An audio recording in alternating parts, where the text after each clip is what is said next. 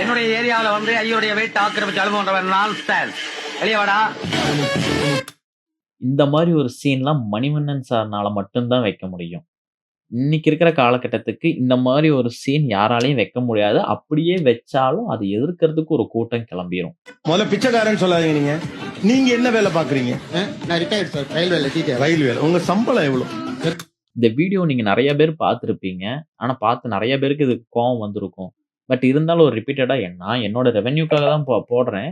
But இருந்தாலும் நான் இதை பார்க்கும்போது ஒரு கோவம் வருது. ஆனா அதை கரெக்டா கோபிநாத் சார் நல்லா நாக்கப்படுங்கிற மாதிரி கேள்வி கேட்டிருப்பாரு. ஒன்ஸ் மோர் அதை பார்க்கலாம். உங்களுக்கு என்னென்ன கொடுத்தாங்க? பென்ஷன் உண்டா? நீங்க ட்ரெயின்ல போறதுக்கு உங்களுக்கு ட்ரெயின் ஃப்ரீயா? ஏன் 1.5 லட்சம் சம்பளமும் கொடுத்து ஒரு டிக்கெட் வாங்கிட்டு போக உங்களுக்கு வழி இல்லாமலா இருந்தீங்க? சார் பாஸ் வந்து 3 அது இது பிரிவிலேஜ் சார். இது எம்ப்ளாயி கொடுக்குற பிரிவிலேஜ். இது ஏன் பிரிவிலேஜ் சார்? நீங்க என்ன பிச்சை போடுறீங்களா? ஏன் பிரிவிலேஜ் கொடுக்குறாங்க? இது ஏன் பிரிவிலேஜ் சொல்ல முடியும்? இது ஏன் பிரிவிலேஜ்?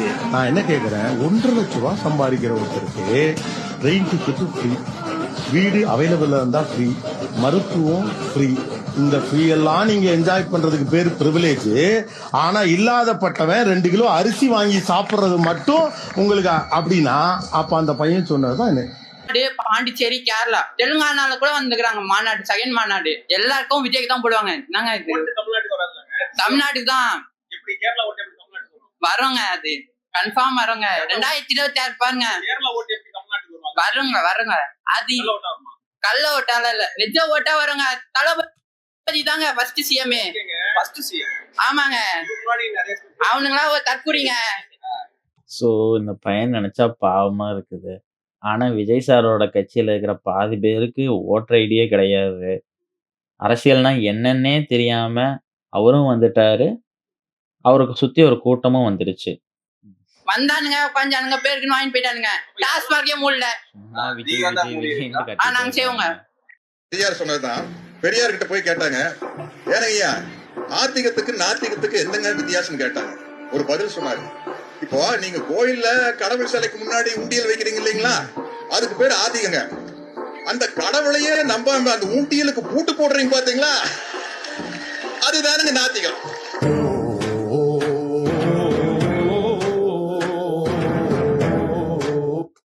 இந்த ஒரு பெரியவர் மட்டும், இந்த தந்தை பெரியார் இவர் மட்டும் இல்லைன்னா தமிழ்நாடு என்னைக்கும் நாசமா போயிருக்கும். இப்போ எல்லா இடத்துக்கும் ஸ்பெஷல் அர்ச்சனை. 50 ரூபா கொடுத்தா கொஞ்சம் விபதியும் குங்குமம் நிறையா கொடுப்பாரு. 100 ரூபா கொடுத்தா இப்படி கூப்பிடுவார். இப்படி இருந்து பாருங்க நேரடியாக. ஒருத்தர் 200 ரூபா எடுத்தேன், கேட்டு கம்பி திறந்து விட்டு உள்ள நில்லுங்க அப்படின்னா. ஒருத்தர் 300 ரூபா எடுத்தேன், வாங்க உங்க பக்கத்தில் பெருமாள்கிட்ட செல்ஃபி எடுத்து.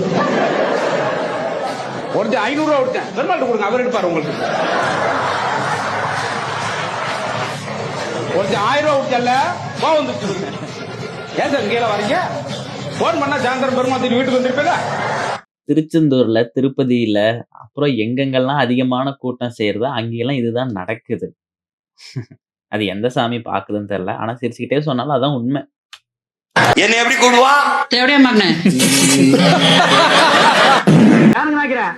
நீங்க வெள்ளி டம்ளர்ல காப்பி குடிக்கிறீங்க, எங்களுக்கு காலாகாலமா இந்த கொட்டாங்குச்சியில தான் ஊத்தணுமா? எங்களுக்கு ஏதாவது ஒரு சில்வர் டம்ளர், ஒரு பித்தளை டம்ளர், அட்லீஸ்ட் ஒரு பிளாஸ்டிக் டம்ளர்லயாவது நீங்க கொடுக்கப்படாதா? கொடுக்கலாம்டா. அப்புறம் உனக்கு எங்களுக்கு என்ன வித்தியாசம் இருக்கு?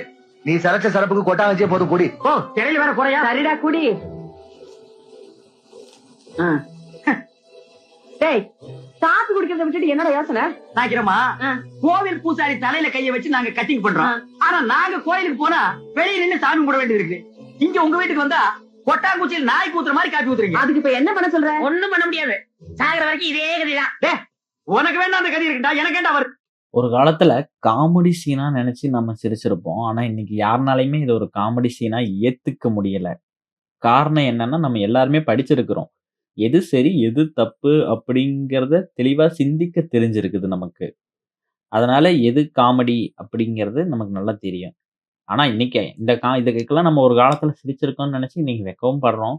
பட் ஆனா இந்த மாதிரி சீனை இன்னைக்கு வச்சா இதை ஒரு காமெடியில யாருனாலையும் ஏத்துக்க முடியாது. அந்த லக்கி பாஸ்கர் படம் தான் எனக்கு ஞாபகம் வரும். ஒரு நாள்ல ஒரு 1/2 மணி நேரம் எனக்கு பிடிக்காம நடந்து போச்சு. அதுக்காக என்ன கோச்சுக்க முடியுமா அப்படிங்கிற மாதிரி சொல்ல வரல. என் வாழ்க்கையில ஒரு 29 வருஷம் எனக்கு பிடிக்காம நடந்து போச்சு. மேலும் 1 வருஷம் தானே ஆக்சுவலி இப்படிதான் ஒரு கோ ஆன் த ஃப்ளோ நம்ம சும்மா 2026 வருது. நம்ம கம்பேக் குடுக்குறோம் அப்படின்னு. நீ நல்லா யோசிச்சு பாரு. 2025லயும் நீ இதே தான் ஸ்டேட்டஸா வச்சிருப்ப. என்ன மாறுனுச்சு? ஒண்ணும் மாறி இருக்காது. விலைவாசி தான் மாறி இருக்கும். So go on the flow. நடக்கிறது நடந்துகிட்டே இருக்கும். சின்ன சேனலுக்கு எதா இருந்தாலும் அது கொஞ்சம் ஆதரவு கொடுங்க. உங்க பொண்ணான கையை கொண்டு அந்த பெல்ல தட்டிடுங்க. அவங்களுக்கு சப்ஸ்கிரைபர் 5-10 ஏறுனா அவங்க மனசு சந்தோஷப்படும். அவங்க வீடியோவும் பாருங்க.